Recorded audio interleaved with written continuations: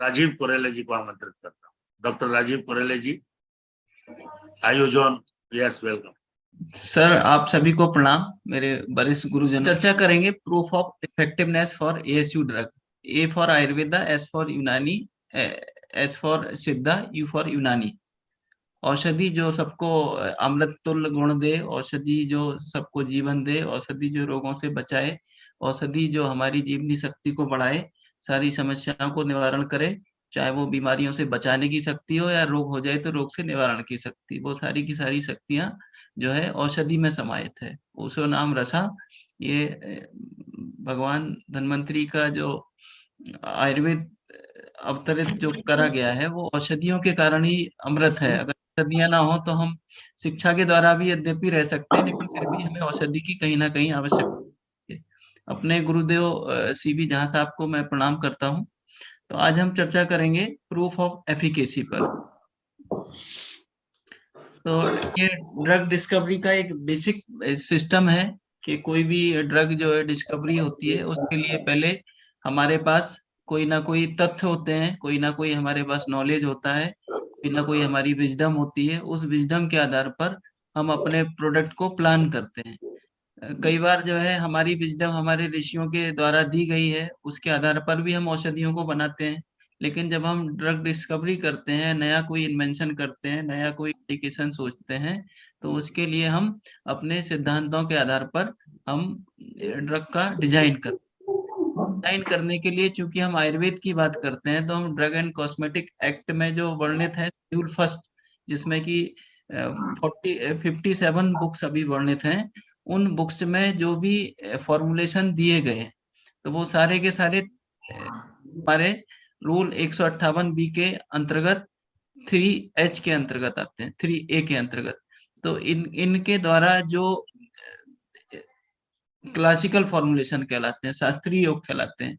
इसके अतिरिक्त जो शेड्यूल फर्स्ट में जो घटक दिए गए हैं उन घटकों के आधार पर कोई भी अगर फॉर्मुलेशन हम सोचते हैं तो वो हमारे प्रोप्राइटरी प्रोडक्ट कहलाते हैं। वो अगर हम पेटेंट करा लें तो पेटेंट भी बन जाते हैं। तो उन पेटेंट को बनाने के लिए बेसिक प्रोसीजर है कि हम उनके रॉ मटेरियल की सोर्सिंग करें, उनके एक्सट्रैक्शन करें या उनके जो हम फ्रैक्शन को यूज करें, और उनके फ्रैक्शन को यूज करने से पहले उसकी एफिकेसी को हम सर्टिफाई करें। सर्टिफाई करने के लिए हम प्री क्लिनिकल स्टडी कर सकते हैं, क्लिनिकल स्टडी कर सकते हैं, फार्माकोलॉजिकल स्टडी कर सकते हैं। उसके आधार पर जब हम एक स्टैंडर्डाइज्ड रॉ मटेरियल को खोज लेते हैं, फिर हम फॉर्मुलेशन एफएनडी के माध्यम से उसके डोजेज फॉर्म को और स्टेबिलिटी को डेवलप करते हैं, विकसित करते हैं, स्थापित करते हैं, और उसको जो है फोटो इमेजिंग के द्वारा, उसकी जो है टीएलसी के द्वारा, उसकी केमिकल स्ट्रक्चरिंग के द्वारा, उसके जो है हमारे फिजिको केमिकल करेक्टराइजेशन के द्वारा हम उसके ड्रग की क्वालिटी को, स्टैंडर्ड को आइडेंटिफाई करते हैं, उसको जो है स्थापित करते हैं। और फिर हम फर्दर इतने पर ही नहीं रुकते हैं, फिर हम एक टॉक्सिसिटी स्टडी पर भी हम जो है हिस्टोपैथोलॉजिकली उसकी सेफ्टी एफिकेसी को प्रूव करते हैं। और प्रूव करने के बाद अब हमारी दवाई क्लिनिकल रिसर्च के लिए प्री रिक्विजिट, मतलब जो भी रिक्विजिट थी वो सब पूरी हो जाती है, एक तैयार हो जाती है। अब हम फेज स्टडी में प्रवेश कर जाते हैं। इस प्रवेश करने के लिए अभी कैसे क्लिनिकल ट्रायल करते हैं, कैसे स्टडी करते हैं, कैसे फेज 1 से फेज 2, फेज 2 से फेज 3, फेज 4 में जाते हैं, और इनका क्या इम्पैक्ट है, और Ayurvedic drug and cosmetic act में इसकी क्या आवश्यकता है, इस पर चर्चा करी जाएगी। तो एक this is the product basic general cycle to aware basic knowledge of the drug development. These are the basic clinical trial steps for proof of efficacy. दो टर्म आते हैं, proof of concept and proof of efficacy. Proof of concept हम drug development की phase में करते हैं, initial level पे करते हैं, जब हमारा ड्रग जो है फेज फर्स्ट ट्रायल में प्री क्लिनिकल और फेज फर्स्ट के बीच की अवस्था में होता है। जब हम जो है एफिकेसी को फेज फर्स्ट, फेज 2 के द्वारा सर्टिफाई कर लेते हैं, तब हमारा प्रूफ ऑफ एफिकेसी की फेज में आता है।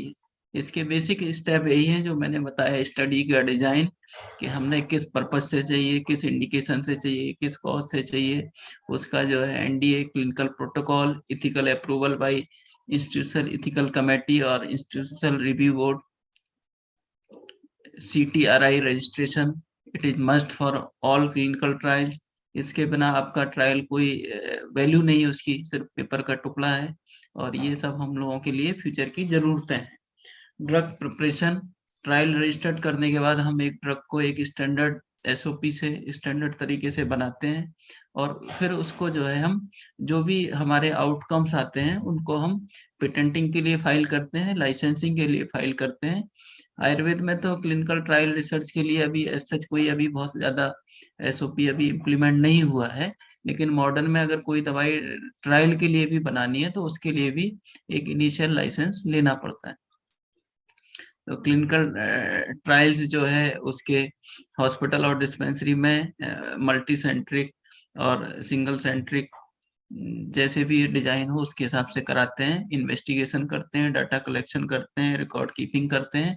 इसके आधार पर हम जो है एक्सपर्ट के द्वारा रिव्यू, डिस्कशन, स्टैटिक्स, और इसके आधार पर हम एक निष्कर्ष निकालते हैं, एक रिजल्ट बनाते हैं। और इस रिजल्ट के जो आउटकम है जब पब्लिश हो जाते हैं, और इनके आधार पर पेटेंट और रेगुलेटरी अफेयर्स की जब हम रिक्वायरमेंट मीट कर जाते हैं तो प्रोडक्ट जो है हमारे मार्केट में आते हैं, और फिर मार्केट में इनकी हम फार्माको विजिलेंस के द्वारा इसकी निरंतर मॉनिटरिंग करते हैं। कोई भी साइंस, कोई भी सिस्टम बिना किसी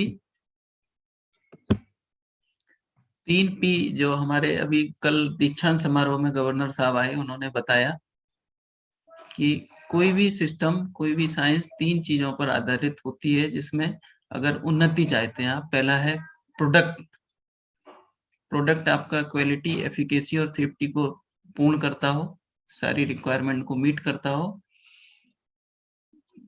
पेटेंट, और जो प्रोडक्ट ऐसा हो जिसको पेटेंट करा सकें, प्रोडक्ट ऐसा हो जो नोवेल हो, प्रोडक्ट ऐसा हो जो जिसका कोई सब्स्टिट्यूट ना हो, प्रोडक्ट ऐसा हो जो हमारी सारी जरूरतों को पूर्ण करता हो। तो ऐसा 100% सर्टिफाइड अगर प्रोडक्ट पेटेंट के लायक है, तभी हमारे रिसर्च का, तभी हमारे नए कार्य का फायदा है। और लास्ट P बताया उन्होंने, पब्लिकेशन। और कोई भी चीज जब नोवेल होती है और पब्लिश हो जाती है तो उसकी वैलिडिटी स्वतः हो जाती है। हमारे पुराने जमाने में कहा गया, आप्तस्तु यथार्थ वक्ता आप्त वचनम आप्त श्रुति। जो आप्त लोग हैं उनको प्रमाण की जरूरत नहीं है, लेकिन जो है आप्त क्या होते थे, सत्य में रहते थे, रजतम से परे होते थे, इसलिए उनके बातों में कोई स्वार्थ नहीं होता था, कोई बिजनेस नहीं होता था, कोई कमर्शलाइजेशन नहीं होता था। तो इसलिए उस जमाने में प्रमाण की आवश्यकता नहीं पड़ती थी। और उस जमाने में जो हमारी क्लिनिकल ट्रायल की पद्धति थी वो क्या थी, रोग परीक्षा बाई निदान पंचक, और जिसमें रूप, पूर्व रूप, उपसय, संप्राप्ति आदि का वर्णन होता था।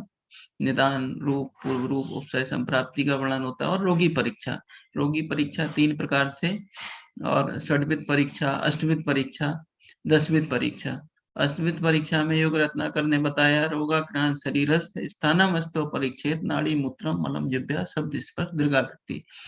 अब क्वेश्चन ये आता है, क्लिनिकल ट्रायल्स हमें क्यों चाहिए, ये प्रूफ ऑफ एफिकेसी की आवश्यकता क्या है। अभी लास्ट में मैं आपको ड्रग एंड कॉस्मेटिक एक्ट और आयुर्वेदिक लाइसेंसिंग के सिस्टम को बताऊंगा कि उसमें किस प्रोडक्ट के लिए, किस एक्सट्रैक्ट के लिए, किस डोजेज फॉर्म के लिए कब कब क्या क्या चेंज होते हैं, तो कौन कौन से एफिकेसी की रिक्वायरमेंट होती है, उसके बारे में आपको मैं अवगत कराऊंगा। तो क्लिनिकल ट्रायल जो है हम कराते हैं एफिकेसी को प्रूव करने के लिए, किसी की ड्रग की सेफ्टी को असेसमेंट के लिए। हम नए ड्रग को डेवलप करने के लिए क्लिनिकल ट्रायल की आवश्यकता होती है। कोई भी जब न्यू डिलीवरी सिस्टम, नई डोजेज फॉर्म जब हम खोजते हैं तब भी हमें क्लिनिकल ट्रायल्स चाहिए होते हैं। जब हम किसी भी ड्रग की स्टेबिलिटी को एस्टेब्लिश करते हैं तब भी हमें उसके क्लिनिकल ट्रायल्स की आवश्यकता होती है। कोई हमारा पुराना लिटरेचर है उसको वैलिडेट करना हो, कोई हमारी फंडामेंटल रिसर्च करनी हो, कोई नए applied research, new indication search करने हो, तो हर जगह जो है क्लिनिकल रिसर्च की आवश्यकता होती है। एक और आवश्यकता है टू गेट लाइसेंस, जैसा कि हमारे कटियार साहब ने बताया कि लाइसेंस लेना है तो क्लिनिकल रिसर्च, क्लिनिकल ट्रायल्स की जरूरत है, प्रोटो स्टडी की जरूरत है, और अगर मिल गया तो फिर क्या जरूरत है। तो these are the basic new requirement, new prerequisite for taking or granting license. So clinical research का these are the basic SOP, basic guideline for drug development as per Ayurvedic system. तो ये गाइडलाइन जो है भारत सरकार ने जारी करी, इसमें वही है कि आपको फेज फर्स्ट में जाना है। फेज फर्स्ट के लिए प्रिपरेटरी फेज है और ड्रग डेवलपमेंट का फेज है। प्रिपरेटरी में आप जो है सर्वे करते हैं, फॉर्मुलेशन जो हमने पहले आपको बताया उसी आधार पर लिटरेचर सर्वे के द्वारा हम जो है इंग्रेडिएंट को सिलेक्ट करते हैं, स्क्रीन करते हैं, उसके आधार पर हम जो है फॉर्मुलेशन डिजाइन करते हैं। फॉर्मुलेशन डिजाइन करके हम उसको बनाते हैं, स्टैंडर्ड करते हैं, उसको प्री क्लिनिकल सेफ्टी स्टडी के द्वारा और एनिमल स्टडी के द्वारा उसकी हम जो एक प्री क्लिनिकल डोजियर तैयार कर लेते हैं। उस डोजियर के आधार पर हम क्लिनिकल रिसर्च के प्रोटोकॉल्स बनाते हैं और एज पर गवर्नमेंट गाइडलाइन हम क्वालिटी एश्योर करके क्लिनिकल ट्रायल को कंडक्ट करते हैं और उसके आधार पर जो भी रिजल्ट निकलते हैं उसको हम जो है पब्लिश करते हैं। और इस क्लिनिकल ट्रायल से पहले हमें IEC और IRB से हमें अप्रूवल लेना होता है। उस अप्रूवल के बाद हमें CTRI में रजिस्ट्रेशन होता है और उसके आधार पर हम डाटा का एनालिसिस कराते हैं। तो now come on the clinical research definition. अब ये सारा समझना इसलिए जरूर है क्योंकि proof of efficacy without clinical trial can not be possible. So we have to understand what clinical research. Now come on the definition. Clinical research is a component of medical and health research intended to produce knowledge valuable for understand disease, preventing and treating illness and promoting health. ये US nation की तरफ से जो research submit हुआ उसमें एक research की एक कॉमन डेफिनेशन फाइंड आउट की गई, एस्टेब्लिश की गई। WHO ने रिसर्च का डेफिनेशन दिया, prospectively assigned human participant to one or more health related intervention to evaluate the effect on the health outcome. So these are the basic definition for clinical research. Clinical research की जितनी भी definition है वो patent oriented है, epidemiological, behavioral, outcome और health service related है और NHI इनको 3 भागों में डिवाइड करता है, पेटेंट के लिए, कॉज के लिए और नए इन उसके खोजने के लिए। क्लिनिकल रिसर्च के लिए जो बेसिक चीजें हैं हमारी वो मेंस, उसके लिए टेक्निकल स्किल चाहिए, टेक्निकल स्टाफ चाहिए। आज ये सबसे बड़ा एक समस्या है कि जिनको आयुर्वेद का नॉलेज है उनको जो है मॉडर्न प्रोसीजर का बहुत ज्यादा एक सभी के लिए नहीं कह सकता हूँ लेकिन एक आवश्यकता है इस बात की कि टेक्निकल और साइंटिफिक बैकग्राउंड के साथ जो है आयुर्वेद को समझने वाले लोग आज कम हैं। और हमारे जो भी डॉक्टर्स हैं तो अगर वो आयुर्वेद को बहुत अच्छे से समझते हैं तो साइंटिफिक प्रोसीजर जितने जो क्लिनिकल रिसर्च और जो साइंटिफिक ट्रायल्स किए जाते हैं, जिस तरीके से उसमें डाटा एवोल्यूशन, जितनी स्टैटिक्स टूल्स और नए जो है डायमेंशन जुड़ते जा रहे हैं तो उसके साथ अपडेट स्किल वाले लोगों की बहुत कमी है। आज हमारे पास जो है 7.5 से ज्यादा लाख से ज्यादा आयुष ग्रेजुएट हैं। We need to upgrade their technical skill based on the scientific background. Ayurvedic skill है, आयुर्वेदिक सोच है, लेकिन उसको वर्तमान समय के हिसाब से एक अपडेट की आवश्यकता है। हमारे मटेरियल्स में हमारे रिसर्च प्रोटोकॉल्स, हमारे रिसर्च इनपुट, जितना सेकेंडरी लिटरेचर जो भी हमारे पास है उन सब के लिए हमारी थर्ड आवश्यकता है clinical, pre clinical equipment, pathological equipment, method, study design, clinical protocols, SOP, work instruction, ethical approval, CTRI registration, GCP guideline, इन सब के द्वारा हमें एक मेथड, एक हमें विजन दिया गया। उस विजन के आधार पर हम एक अच्छा स्पॉन्सर ढूंढते हैं और उस स्पॉन्सर के धन और उसके धनराशि से जो है सारे ट्रायल कंडक्ट कराए जाते हैं, और चाहे हम स्वयं करें या सीआरओ को कराएं या पैथोलॉजी करें या कोई हिस्टोलॉजी करें या कोई उसका किसी भी तरीके से अगर कुछ भी करें, तो हर जगह एक रिसोर्स की आवश्यकता होती है और इस कार्य में बहुत अधिक धन लगता है। तो यह भी एक बहुत बड़ा कारण है कि आज ट्रायल कंडक्ट कराना एक बहुत बड़ा एक कार्य हो गया है। अगर ओवरऑल बात करें तो रिसर्च प्राइमरी सेकेंडरी तरीके से बांटी जाती है। और प्राइमरी रिसर्च जो है क्लिनिकल अगर एस्पेक्ट में बात करें तो basic research, clinical research, epidemiological research, और सेकेंडरी मेटा एनालिसिस और रिव्यू। क्लिनिकल रिसर्च को फिर हमने दो भागों में बांटा गया है, एक्सपेरिमेंटल और ऑब्जर्वेशनल। कोई अनुभव हुआ, अनुभव के आधार पर हमने लिख दिया, और एक हमने प्रॉपर प्लानिंग करके एक हमने ट्रायल करे उसके आधार पर लिख दिया। ये दो भाग बांटे गए हैं। अगर हम टाइप ऑफ क्लिनिकल स्टडी की बात करें तो हमारे पास ऑब्जर्वेशनल स्टडी होती है, उनको हम 4 भागों में बांट सकते हैं, case series, case report, case control study, cohort study, cross sectional study. अगर हम एक्सपेरिमेंटल स्टडी की बात करें तो हम 2 तरह से इसको बांट सकते हैं, रैंडमाइज, मतलब तुरंत ही हमने कुछ भी रैंडमली हमने उसको सिलेक्ट कर लिया, और नॉन रैंडमाइज। नॉन रैंडमाइज जो है सिंगल आर्म ट्रायल कहलाते हैं। रैंडमाइज ट्रायल हमारे कई तरह के होते हैं, और अक्सर जो ट्रायल हमारे होते हैं वो रैंडमाइज टाइप के होते हैं। Cross over trial, factorial trial, non inferiority trial, placebo control trial, placebo active control trial, add on study, replacement study, early escape, rescue treatment, limited placebo period, additional dose design, randomize withdrawal.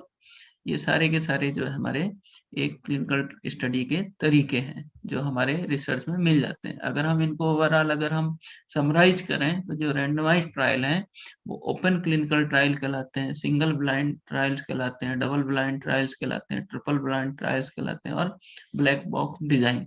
Ayurvedic studies में black box design का भी अच्छा एक कार्य होता है। अगर हम नटसेल में इसको समराइज करें तो जितना भी हमारे ड्रग डेवलपमेंट से जो नए ड्रग बनते हैं उसको हम फेज 1, फेज 2, फेज 3 और फेज 4 से गुजारते हैं। फेज फर्स्ट जो है हमारे फार्माकोलॉजी का फेज है, जिसमें कि हम प्री क्लिनिकल चीजों को करके ड्रग को तैयार करते हैं। और फेज 2 एक्सप्लोरेटरी ट्रायल है, इसको बड़े लेवल पर हम एक्सप्लोर करते हैं जो हमने स्टडी करी है। और फेज 3 कंफर्मेटरी ट्रायल है, इसके द्वारा हम अपने जो हमने सोचा था, जो जिस जिस डायमेंशन पे हमने उसको ट्रायल किया उसको हम कंफर्म करते हैं, वैलिडेट करते हैं, उसकी एफिकेसी को इंश्योर करते हैं।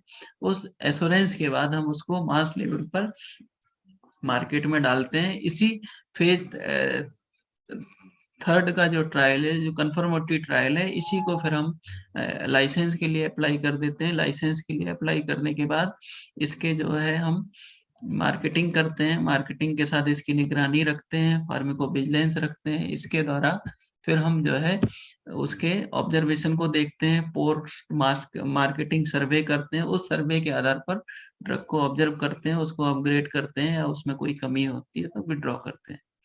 तो these are the basic overview of the clinical trial. कोई भी दवाई डेवलप होने में 5 से 15 साल तक का एक मॉलिक्यूल में समय लग जाता है। This is so costly, time taking, resource taking, और बहुत ज्यादा रिसोर्स लगता है। इसीलिए आयुर्वेद में सिस्टमेटिक जो एक ट्रायल जो मॉडर्न में जैसे करे जाते हैं, ऐसे करने का कल्चर अभी कम आया है। और जस्ट ले दे के एक हम अपना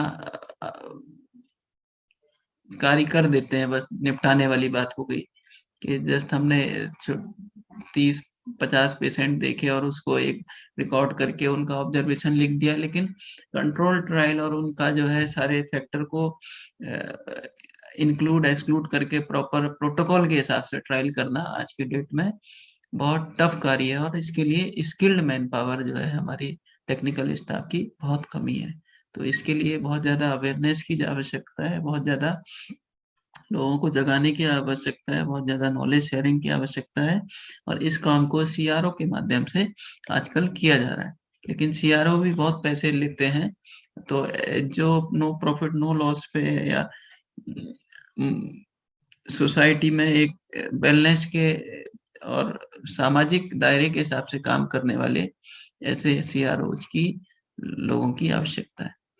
तो जो भी हमारे प्री क्लिनिकल स्टडी है, इसमें हम एक्सप्लोर करते हैं नए ड्रग के पॉसिबल वर्क के बारे में। और फेज 1 में हम उसकी सेफ्टी को, उसकी डोजिंग को हम डिक्लेयर करते हैं। सेफ्टी के लिए हम बेसिक सेफ्टी स्टडी कराते हैं, हिस्टोपैथोलॉजी कराते हैं, उसकी सारी हैवी मेटल, पेस्टिसाइड, एफ्लाटॉक्सिन और फिजिकोकेमिकल सारा स्टडी कराते हैं। और फेज 2 में हम उसकी इफेक्टिवनेस को चेक करते हैं क्लिनिकल ट्रायल्स के माध्यम से। और जब बड़े लेवल पर ट्रायल करते हैं तो उसकी सेफ्टी एफिकेसी को कंपेयर करते हैं, कंफर्म करते हैं।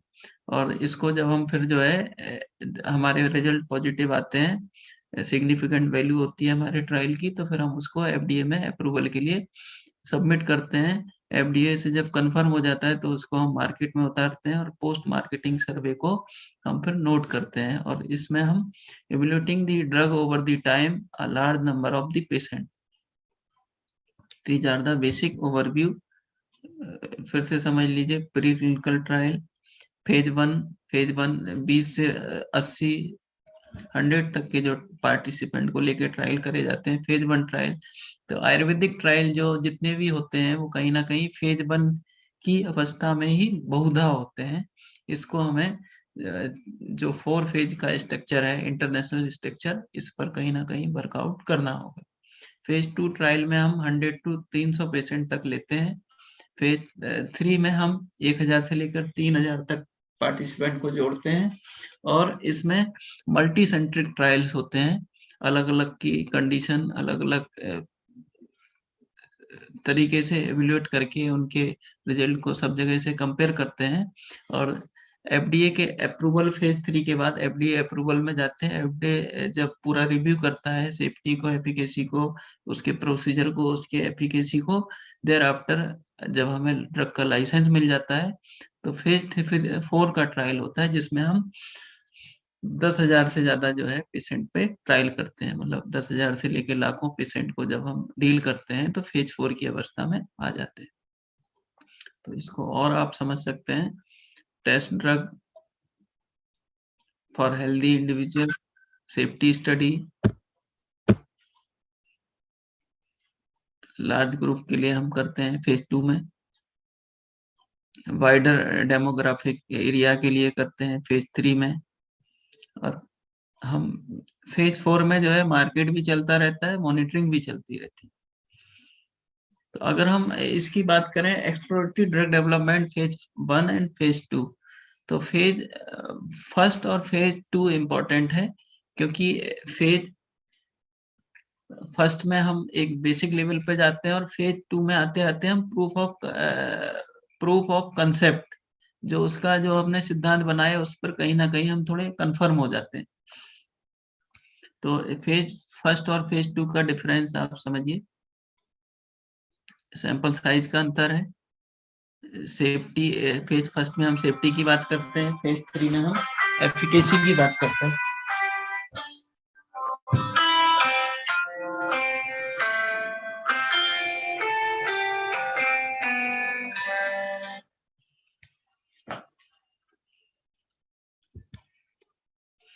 अब अगर हम गोल की बात करें तो गोल जो हमारे होते हैं फेज 2 में, बेस्ट डोज और बेस्ट रेजिम को डिसाइड करना, सेफ्टी को कंफर्म करना,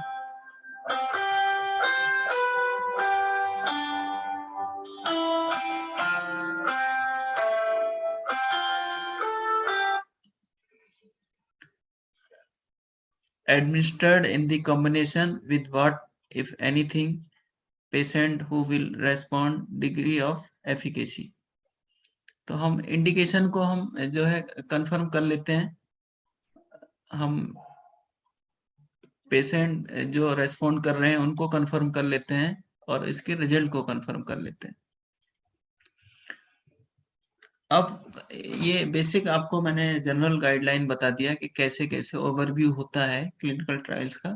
अब बात आती है कि ये जो है ट्रायल की आयुर्वेदिक हिसाब से क्या आवश्यकता है, आयुर्वेद के ड्रग एक्ट में क्या रिक्वायरमेंट है। अब क्वेश्चन ये आ जाता है, तो इसके लिए ड्रग एंड कॉस्मेटिक एक्ट का रूल 158 पे हमें जाना पड़ेगा। 158A में हमें बताया जाता है कि ड्रग लाइसेंस को रिटेन करने के लिए क्या शर्तें हैं, कि हमने इंस्पेक्शन बुक रखनी है, 157 में जो बताए हैं चीजें उनको हमने अनुपालन करना है, हमने जो है जो ड्रग एक्ट के जो भी बॉन्डिंग्स हैं, जो भी कानून है उनका पालन करना है, कोई भी हमने उसको फॉल्ट नहीं करना है। तो ये हमारे रूल 158A की शर्तें हैं। 158B में हमारी ड्रग की कैटेगरी बताएगी। पहली हमारी 3A कैटेगरी बताई गई, जिसमें शेड्यूल फर्स्ट जो वर्णित बुक्स हैं उनमें जो भी ड्रग वर्णित हैं, जो भी फॉर्मुलेशन वर्णित हैं, वो 3A में आ जाते हैं। इनको शास्त्रीय योग कहा जाता है, इनको क्लासिकल योग कहा जाता है, इनको जेनरिक मेडिसिन भी समझ सकते हैं। जो इसके अतिरिक्त जो शेड्यूल फर्स्ट में जो औषधियां लिखी गई हैं वो 3H कहलाती हैं, जो कि पेटेंट और प्रोप्राइटरी मेडिसिन में आ जाती हैं। इसकी 4 कैटेगरी बनाई गई हैं। बल पोषक, जो हमारे हेल्थ प्रमोटर और जो हमारे न्यूट्रिशन सप्लीमेंट हैं, इनको अभी रिसेंटली ऐड किया गया। और हमारी सौंदर्य प्रसाधक जो कॉस्मेटिक प्रोडक्ट हैं, इनको अभी डेवलप किया गया, अभी ऐड किया गया। इसमें हम ओरल केयर के लिए, स्किन केयर के लिए, हेयर केयर के लिए और बॉडी केयर के लिए जो प्रोडक्ट है इसको हम कंक्लूड करते हैं। नेक्स्ट कैटेगरी है अपनी औषध घन मेडिसिनल प्लांट एक्सट्रैक्ट, और ये it may be aqueous extract, it may be hydroalcoholic extract or other than the hydroalcoholic extract. Basically these are dry or maybe wet. So these are the basic category.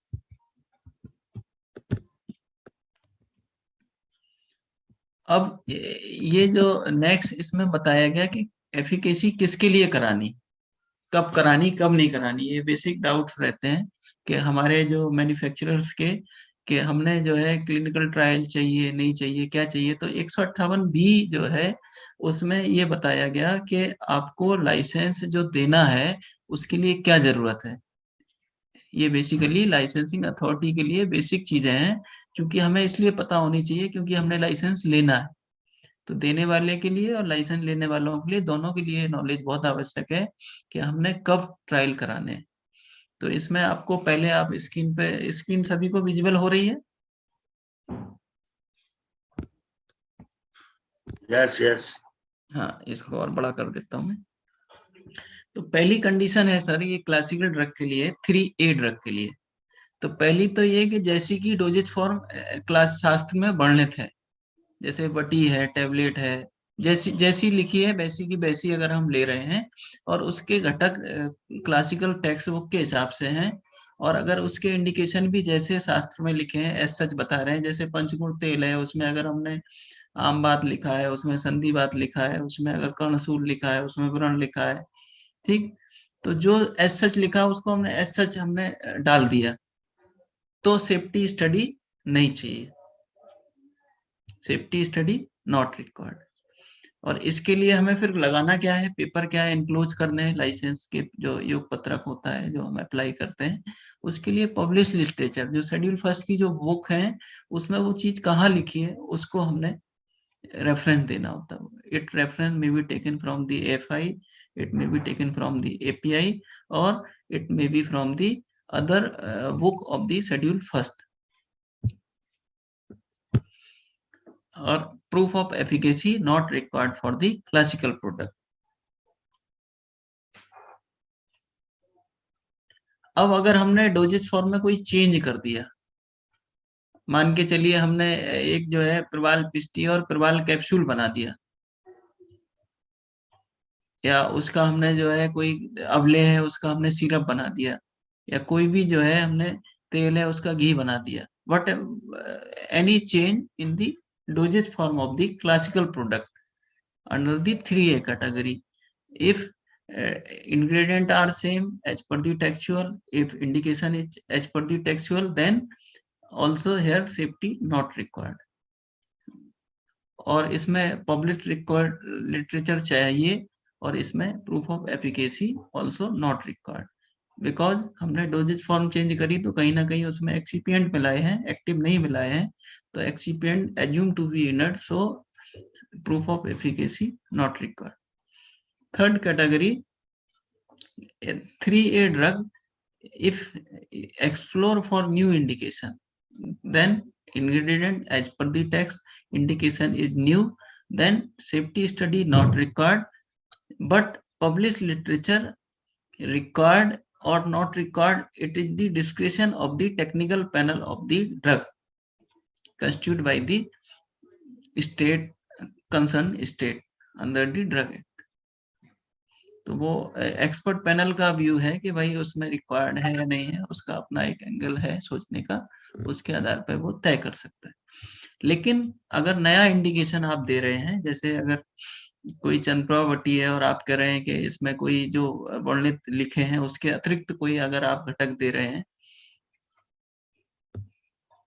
तो उसके लिए आपको clinical study required है। तो यही required से आपका scope of clinical trial शुरू होता है और need of the efficacy, need of the proof of efficacy यहीं से स्टार्ट होती है। सेकंड कैटेगरी आती है अपनी 3H पेटेंट और प्रोप्राइटरी मेडिसिन। तो इसमें जो है अगर आपका इंग्रेडिएंट एज पर दी टेक्सचुअल है और इंडिकेशन जो है टेक्सचुअल उसी रेशनल उसी पैटर्न पे है, जिस पैटर्न पे इंग्रेडिएंट है उसी को शो करते हैं, उसी को सिंक्रोनाइज करते हैं, then safety study not required. But जो है एक्सपीरियंस और एविडेंस ऑफ द इफेक्टिवनेस, तो इसके लिए जो हमारे इंग्रेडिएंट हैं उसके लिए हमारा जैसा भी दिया गया है तो रिक्वायर्ड नहीं है, और लेकिन इसके लिए पायलट स्टडी रिक्वायर्ड है। पेटेंट और प्रोप्राइटरी मेडिसिन के लिए पायलट स्टडी रिक्वायर्ड है, और ये जो है एक्सपर्ट पैनल का डिस्कशन है कि वो उसको आवश्यकता लगती है नहीं लगती है, मतलब। और ये बहुत बड़ा एक क्षेत्र है जिसमें हमें काम करने की जरूरत है, क्योंकि अभी हमारे पास स्ट्रक्चर ही नहीं है। आज हमारे आयुष सिस्टम में मोर देन 10,000 फार्मेसी है जो आयुर्वेद, होम्योपैथी, सिद्धा, यूनानी को डील करती हैं, लेकिन बहुधा जितने भी प्रोडक्ट हैं वो सब प्रोप्राइटरी प्रोडक्ट बनाए जा रहे हैं, लेकिन पायलट स्टडी का भी अभी बहुत ज्यादा सिस्टम नहीं है। लेकिन अनुभूत योग की श्रेणी में कहीं ना कहीं एक लाइसेंस अभी दिया जा रहा है, और इसको हमें पायलट स्टडी को भी साइंटिफिक तरीके से करने के लिए, सिखाने के लिए एक मॉडल डेवलप करना होगा, ऐसा मुझे लगता है। इसी तरह जो हमारे जितने भी जो एएसयू ड्रग हैं जो पेटेंट और 3H कैटेगरी के हैं, अगर इनमें शेड्यूल E1A अर्थात कोई मरकरी, कोई भी आपका कुचला, बचना, भांग, ओपियम, कोई भी विषाक्त द्रव अगर इसमें है, तो फिर हमें जो है अगर इंग्रेडिएंट एज पर टेक्सचुअल भी होंगे और इंडिकेशन एग्जिस्टिंग एज पर दी जैसे हमने ले रखे हैं उसी तरह से होंगे, तब भी सेफ्टी स्टडी रिक्वायर्ड है। तो मोटा मोटा ये मान लें कि जब भी अगर आप सेफ्टी स्टडी विषाक्त द्रव डालेंगे, विष द्रव डालेंगे, चाहे वो विष हो, उपविष हो, शेड्यूल E1 कैटेगरी में आते हैं, तो कहीं ना कहीं रिक्वायर्ड है। अपने गुरुदेव को देख रहा हूँ, हमारे प्रोफेसर BK अग्नोत्री जी हमेशा डायनेमिक मोड में रहते हैं, उम्र का इनके चेहरे से पता ही नहीं चलता, हमेशा एवर टाइम डायनेमिक। और कल दीक्षांत समारोह में सर ने आशीर्वाद दिया, सर धन्यवाद देता हूँ हृदय से। हमारी एफिकेसी, इसके लिए जो है लिटरेचर का जो रेफरेंस है वो रिक्वायर्ड है और क्लिनिकल ट्रायल रिक्वायर्ड है। तो अगर मोटा मोटा माने कोई भी कैटेगरी हो, अगर शेड्यूल E1A ड्रग अगर पड़ा है तो उसके लिए सेफ्टी भी चाहिए, उसके लिए क्लिनिकल ट्रायल भी चाहिए। और अगर मोटा मोटा अगर बेसिक अगर ओवरऑल अगर बात करें, जब भी अगर क्लासिकल जो टेक्सचुअल रेफरेंस और टेक्सचुअल इंडिकेशन पे आप वर्क करते हैं, तो आपके लिए क्लिनिकल ट्रायल्स की इतनी बड़ी बाध्यता नहीं है।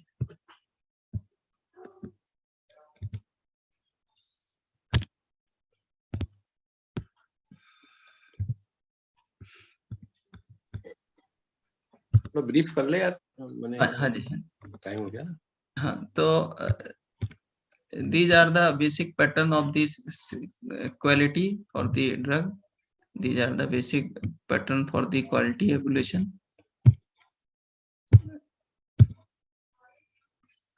Yes.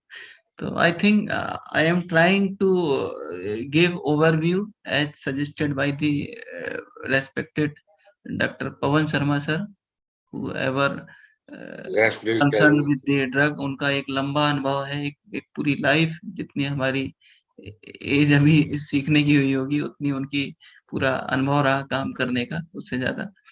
और कहीं ना कहीं इंडस्ट्री से लेके एकेडमिक सभी जगह उन्होंने अपनी प्रेजेंस, अपने हस्ताक्षर दिए हैं। तो मेरी एक कोशिश थी कि हमारे बहुत ही एक्सपर्ट लोग हैं इसमें, मैं अभी बहुत उनसे सीखना है, अभी बहुत कुछ एक विद्यार्थी हूँ इस क्षेत्र में। तो प्रोफेसर सीके कटियार सर ने जैसा कहा कि जो है आज अपग्रेड करने की जरूरत है, आज साइंटिफिक चीजों को लागू करने की जरूरत है, और आज आज जो हमारी साइंटिफिक विजडम है, ग्लोबल साइंटिफिक विजडम, उसको आयुर्वेदिक आयुर्वेदिक अप्रोच के साथ, इसको अगर एक शब्दों में कहें, tradition with technology is root cause of future success of our system. So I look forward for all participant for their patience hearing. और मुझे लगता है कि किसी भी सवाल के जवाब देने के लिए, क्योंकि सीके कटियार सर हमारे आयुर्वेदिक फार्माकोपिया मीटिंग में भी 2009 से हमारे साथ रहे हैं, अभी कुछ समय से, और जब से उत्तराखंड आया हूँ तब से थोड़ा अभी नहीं जा पाया। तो सर के साथ काफी हमारा लंबा डिस्कशन हर जगह रहा है, और सर ने जितने रिसर्च मल्टीपल, मतलब मल्टीटास्किंग, मल्टी टैलेंटेड, और चाहे क्लिनिकल की बात हो, रसशास्त्र की बात हो, मतलब मैं समझता हूँ कि लाइव एनसाइक्लोपीडिया है सर। तो मुझे लगता है कि कोई भी सवाल जवाब के लिए सर जो है राइट पर्सन है, और मैंने अपनी एक कोशिश करी उसके लिए। पवन शर्मा जी और सारी जो पैनल है उनका मैं हृदय से Excellent, excellent, excellent.